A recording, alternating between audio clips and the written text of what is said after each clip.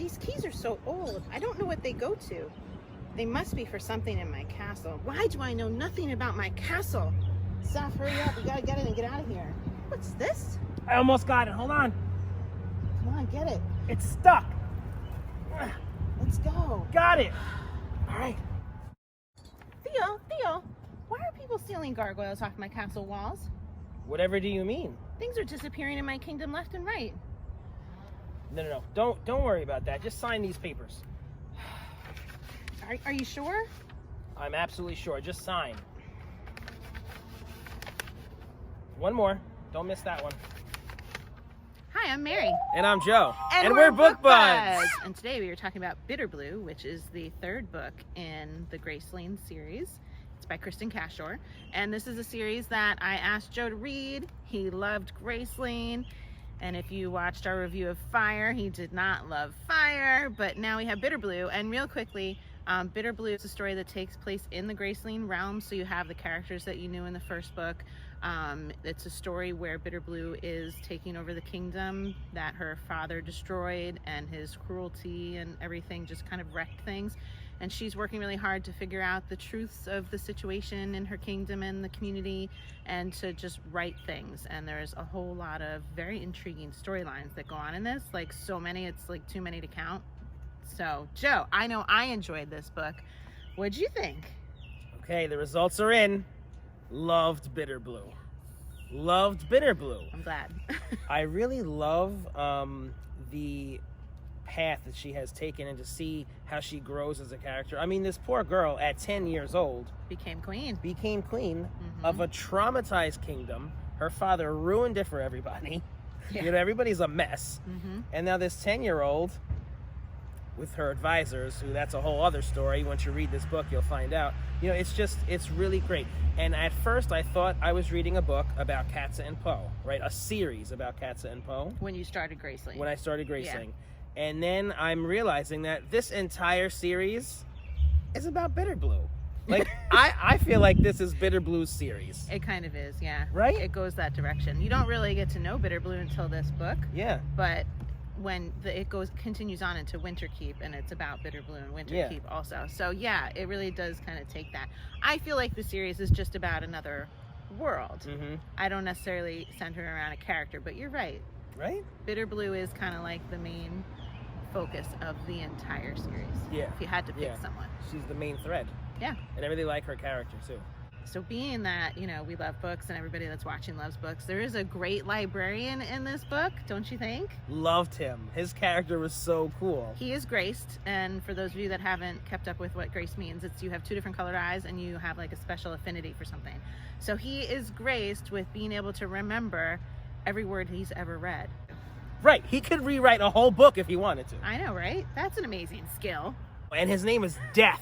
No, his name is Death, spelled death. Yeah, it's pretty funny. Love it! And they tease him Yes. sometimes with the death. Yeah, and he's not a very cheerful character. So he's a fun one to see her interact with, because she's just so sweet and he's just so crotchety, right? Do you ever take characters from other books or shows and apply them to these characters? Absolutely. So Supernatural, one of my favorite shows, Death was a character. Like, death comes when you die. And there was many deaths, but the original guy, like, totally was this dude. And like, I have him in my mind. He's like this old, really thin, scary, frail-looking man. Like, very like, so funny. We have to Google Death from Supernatural, and that's who I freaking imagine. Very cool. That's so funny. So there's like a little romance flair in this book, because Bitter Blue is of age, where she would have interests in the men around her. And there's this character, Saf, who you see in our opening scene, that she has a little thing with. But there's also some other love interests that kind of like jump in and out of the book. So she's really not clearly defined what she wants in her life. And it'll be interesting for those of you that haven't read all of it to see where it goes. But Saf, I liked Saf. He was kind of like... Did you? Yeah. Yeah. What did you like about him? He was like... He was like a rough around the edges bad boy. I don't know. I liked that he was so opposite of Bitter Blue, and that she was getting to know the people outside the walls of the castle. And so like he was like, you know, it. He was like part of the people, and he was rugged, and I liked him. Here's the thing. I think that Kristen Cashore is really good at making certain characters annoying as hell. Like Fire annoyed the crap out of me, as we all know. And the other book. And Seth was such a freaking crybaby. On and on about how he was so upset at how Bitterblue tricked him. Grow up, dude. What do you want her to do? She's trying her best.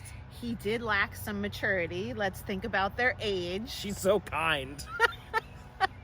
They're young. They have some growth to do, you know. Well, he's an annoying 18-year-old. All right, fine. Ugh. But he was cute. Get over it, In my dude. head. All right, one part I loved was the decoding. Yes. So Bitterblue found some messages that she had to decode, and once she did, it really tells a lot about the story and explains a lot. Yeah, that was really cool because it's fun to have like hidden things, you know, and there's actually a couple different parts of this story where there's hidden things that she's exploring because she's just really trying to uncover a lot of information, and she finds it in so many different angles. So some is in the coding, some is somewhere else. It's like really a lot of cool secret stuff. Yes, and there are symbols in the book, and you get to like Yeah, you see learn like them. a little map of symbols and things. Yeah, It's I love that awesome. stuff. Awesome, yeah. It's not a map, it's like a table. Yes, a table of symbols. Yeah. All right, so it's time to rate Bitterblue. For character development, we give it a 10, we agree. These characters, they're just so great. And I think when you define them all with different cool grace powers and things like that, you can't help but love them. And she does a great job describing them. The opening chapter, we give a 9. 8. And the plot, we give a 10. 9. Awesome book. Strong plot. I mean, there's so many different threads going on in this book. We were recapping it before we did the review, and there's just a lot of content, and it's really cool. In the ending of this book, we rate a 10. 9. A lot of stuff came out at the end. Really cool. For emotional involvement, we rated a 9. 9. And our overall rating is 10. 9. I'm so glad you liked this book, Joe. Loved it. Thanks for recommending. Yep. So if you're enjoying Book Buds, give us a thumbs up. And share us with your friends. And subscribe to our channel, Book Buds! Did you read this book? Let's chat about it. Be sure to subscribe. So if you're enjoying Book Buds, give us a thumbs up. And share us with your friends. And prepare to do something else. I swear, I was fucked up because I think I said Book Bugs. Did you hear it?